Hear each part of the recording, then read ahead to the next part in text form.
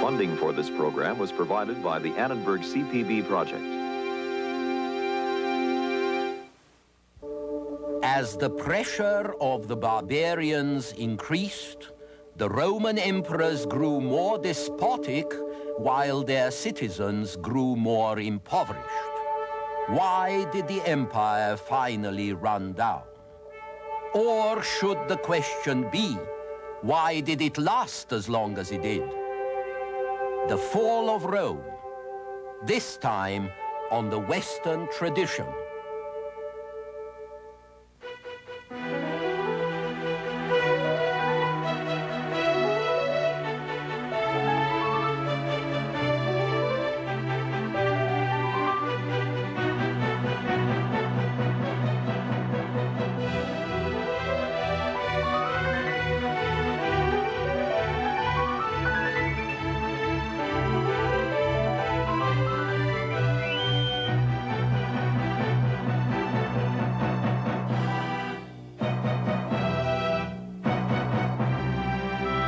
Now UCLA professor Eugen Weber's continuing journey through the history of Western civilization. Last time we talked about the barbarian tribes which contributed to the decline of the Roman Empire, and also about the measures the emperors took to oppose them, which led to further decline. But when you talk about the barbarians, you have to put them in perspective. The population of the empire in the 3rd and 4th centuries was only between 50 and 65 million people, and this was for a realm that ran all the way from the Tyne River in northern England to the Euphrates. So the barbarians were able to have an impact far beyond their numbers. Tribes of Germans and Huns might vary in size between 50,000 and 100,000 people, which meant between 5,000 and 20,000 warriors. But the indigenous populations were also small, and so were the Roman armies. As soon as one gang of barbarians was eliminated or assimilated, another came along, and then another. Some of the Roman emperors tried to position their troops so that they seemed to be everywhere at the same time, but this wasn't always an easy trick to pull off. After mid-3rd century, when the barbarians were everywhere, urban life changed radically for the worse. Towns used to be large, open centers of life and culture.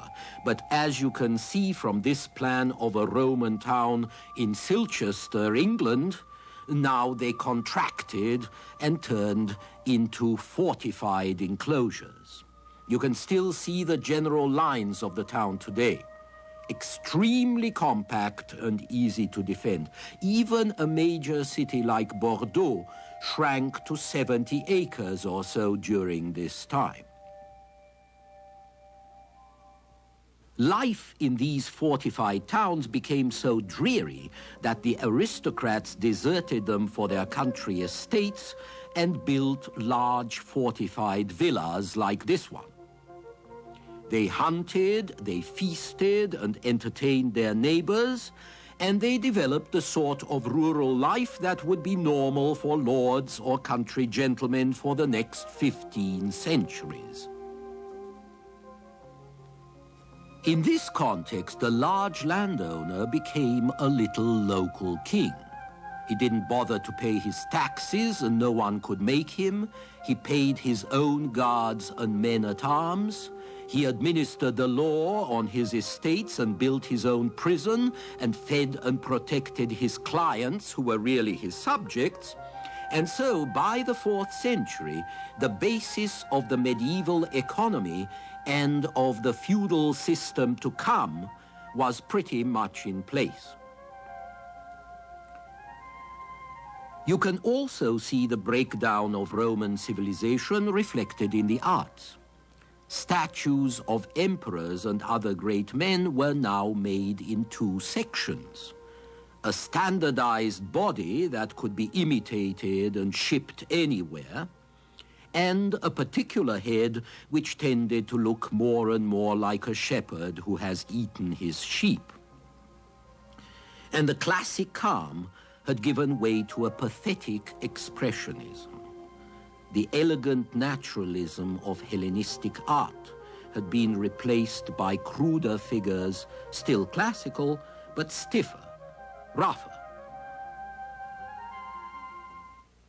More important, there was a decline in the competence of the emperors, which was bound to be serious in a system in which the emperor was everything, where the emperor's capacity and will were crucial. And in fact, under both Republic and Empire, Rome had a fundamental institutional problem: the inability to adjust institutions to the scale and the nature of changing realities. When the Republic got too big to handle, the Romans adjusted to it by accepting the personal government of Augustus and his successors. Nothing was codified, nothing was regulated. It was left to chance. And sometimes chance served Rome well, and sometimes it didn't. On the whole, most of the 2nd century was a lucky break, because the murder of this man, the despotic Emperor Domitian, in 96 AD, opened the door to a succession of first-class rulers. Nerva, Trajan, Hadrian, Antoninus, and Marcus Aurelius. But then Marcus Aurelius placed family feeling over logic in naming his successor. In 180, his son Commodus became emperor, a teenage megalomaniac who thought he was Hercules. He sacrificed to the gods large numbers of gladiators and beasts. He kept a harem of 300 female concubines and as many males, and he was finally assassinated. Good riddance.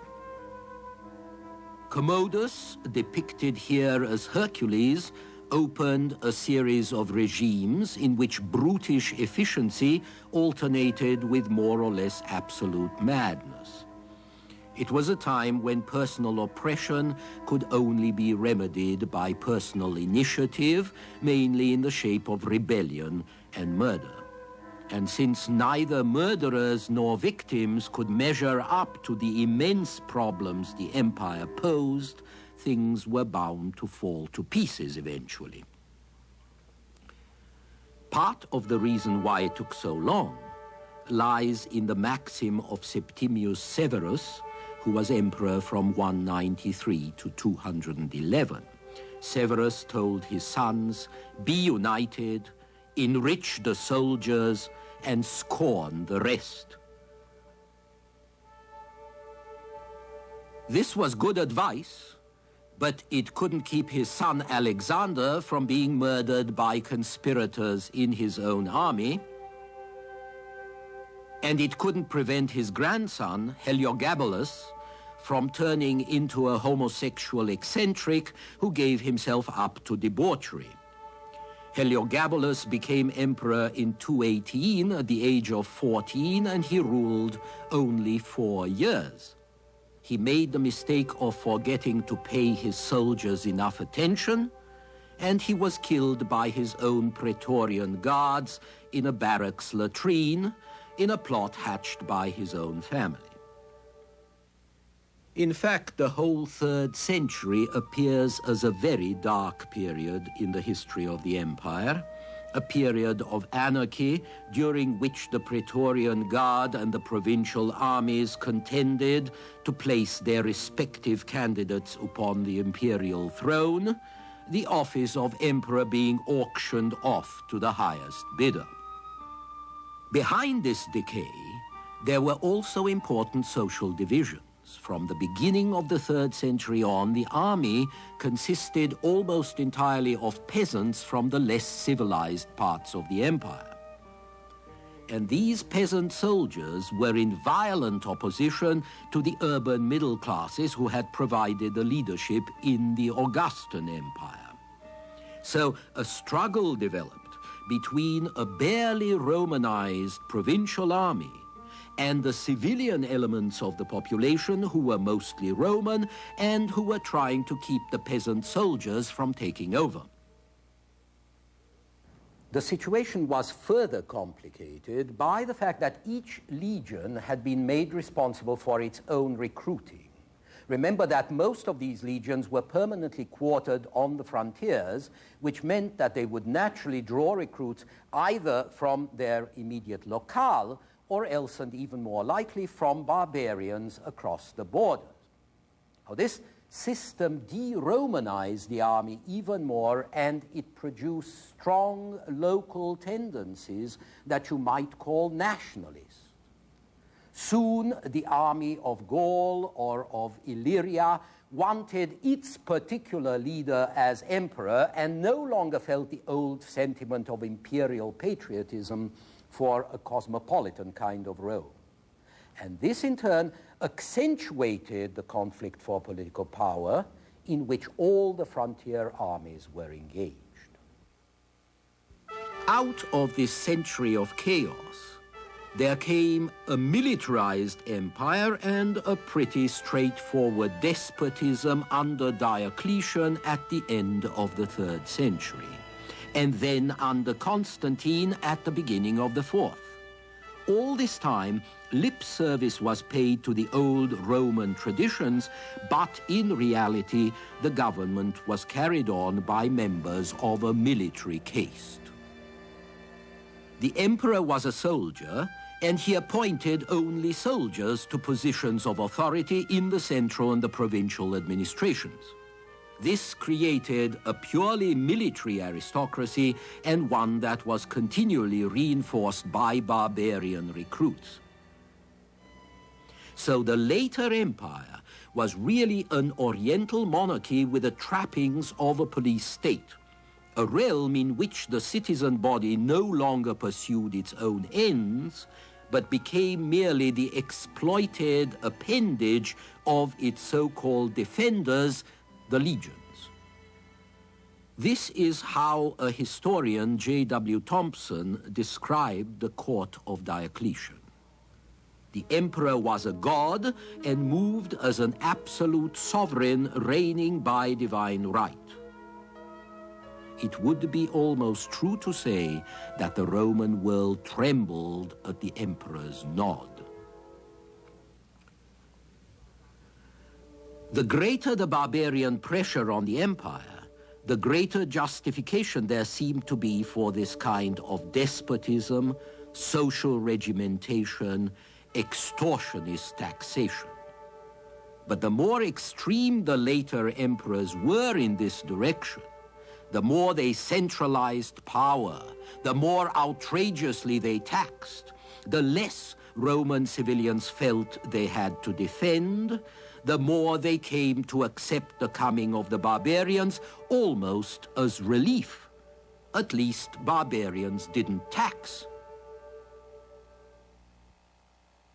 It has always been a problem for a society faced by a serious challenge to decide just what measures it can take and how far it can go in opposing and meeting that challenge. If you argue that you can only preserve your way of life by adopting certain means which negate that way of life, that you can only preserve democracy or free speech by limiting them, for example, or preserve a high standard of living by taxing and restricting it, or preserve liberty by regimentation, or moral order by inquisition, then you run the risk of sacrificing exactly the things you say you are fighting for. You run the risk of sacrificing precisely those things that you use to justify the sacrifices in the first place. And you risk becoming so like your enemy that the differences matter very little. In the case of Roman society from the 4th century on, most of the civilians were less well off than the barbarians across the Rhine, especially if we set aside the small educated aristocracy leading a rather precarious existence in provinces like Gaul or North Africa. As for the soldiers, they were the barbarians. By the 4th century, the old Roman legion was no more, and the barbarian infantry serving as Roman soldiers didn't have the discipline to execute complicated maneuvers. In 378, the Emperor Valens led a Roman army that was almost annihilated at Adrianople by the heavily mailed cavalry of the Goths, and Valens was killed. This was probably the worst defeat the Romans had suffered since the days of Hannibal 6 centuries before. And the most important result of it was that the Emperor Theodosius, who succeeded Valens, decided that the infantry had become obsolete, and he hired in its place precisely the Gothic cavalry that had shown it to be so and that had settled in Roman lands anyway after Adrianople. With this act, the corpse of Roman military tradition was formally buried, and the system that replaced it produced the Gothic warlords and their heavily armored cavalry. These were the soldiers who would supervise the dismemberment of the Western Empire in the 5th century. So it can be argued that the Roman Empire, which had been built in the first place by the Roman legions and the Roman farmers who fought in them, was bound to fall to pieces when the small independent farmer was extinct and the legions decayed partly for lack of him. After that, the soldiers we call Roman were all barbarians paid to fight other barbarians. Even high generals and officials running the state would themselves be barbarians, like the general Stilicho, a Vandal who was Emperor Theodosius's son-in-law. In 402, Stilicho moved the imperial court to Ravenna in the northeast, where it would be safer behind the marshes and where it would find it easier to escape by ship if the enemy got too close. So Italy was no longer a safe place for Romans. Rome itself was a sitting duck. And indeed, within a few years of the move to Ravenna, the inconceivable happened. In 410, an army of Goths under the command of Alaric, their king, entered the city and sacked it. The fall of Rome was the symbol of the fall of a whole civilization, the end of its security, however imaginary it was by then, and the end of a whole way of life. The world one lived in could no longer be taken for granted.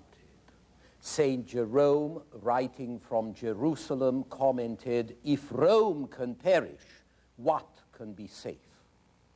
So the end had finally come, and the search for the reasons why began, a search that would fascinate countless generations of historians. Messy politics over the succession of emperors was one reason. So was declining military power, and of course economic strangulation. But there was also a process of sociological decay, which gradually destroyed the foundations of the Roman Empire's strength. And this was in effect the victory of the Oriental model of despotic monarchy over the Mediterranean city-state. and the decline of Rome's urban citizen class under the pressure of that Oriental-like centralization and bureaucracy. To understand why that happened, we have to keep in mind that the Roman Empire had never possessed a really homogeneous culture. After it spread out of Italy, the empire was an artificial union of alien social organisms which had been largely brought together by an amazing effort of military and administrative organization. But it was a shotgun marriage, not a love match. In the eastern part of the empire, Rome inherited the debris of Oriental and Hellenistic monarchies. In the west, Rome conquered and assimilated the tribal societies of European barbarians. Although there was a community of culture between cities, the Hellenistic cities of the east and the Latin cities of the west, this unity was superficial and it was mostly limited to a privileged class. It was a society of consumers based on slave labor and on the exploitation of subject classes and subject peoples. As soon as this privileged class was ruined by the economic crisis of the 3rd century and by the loss of its political privileges, the underlying differences between the eastern and western parts of the empire emerged as strong as ever. As it turned out, the West disintegrated totally and only the East survived with its firm base at Constantinople. And that was because the Eastern Empire was more compact and better able to defend itself, but also because the autocratic traditions of the East, even though they destroyed Rome's urban citizen class, were still better suited to running an empire than the decentralized, divisive tribalism of the West being revived by the incoming barbarians. Remember that long before Rome declined, the solution to the anarchy of the late Republic days had been found by appealing to Eastern ideas, one-man rule, god kings, and all the rest. The Augustan restoration wouldn't have been possible without it. And when Constantine reorganized the Eastern Empire in the 4th century, he made it a sacred monarchy united by religion and based on a hierarchy of clergy and officials. In other words, he led a return to the underlying social and political tradition of the ancient East. In the provinces of the West, however, this tradition was absent. The Western peoples had more in common with the warrior tribalism of the North, with men like this, a Dacian from north of the Danube, than they did with the theocracy of the East. And so eventually the leadership of Western society fell into the hands of barbarian chieftains. Of the greatness that was Rome, only ruins and memories and myths were going to survive in the West. All this took a long time to happen, of course. Even before Rome passed on the torch to Constantinople, she lasted far more centuries than the United States have lasted so far. So perhaps the question shouldn't be, why did the empire come to an end? Since all ancient empires explode or collapse when they get over a certain size and a certain age. Instead, we should probably ask, how come it lasted as long as it did? And there, your guess is as good as mine. Perhaps the long, desperate resistance of emperors and generals and ordinary people may have had something to do with the belief that the Roman Empire represented the last empire, and that as long as the Roman Empire lasted, the end of the world would not take place. They believed that the empire was the last age of humanity. When it fell, that would be the end of mankind and the last judgment would be upon us. So there was good reason to keep it from ending. There was good reason to pretend that it was alive even when it was dead, and then to revive it as soon as possible, as it would be revived when Charlemagne was crowned a Roman emperor in Rome on Christmas Day of the year 800. And although the Holy Roman Empire of Charlemagne and his successors was neither holy nor Roman nor really an empire, it was going to keep the myth going another 1,000 years. But that's another story for another time.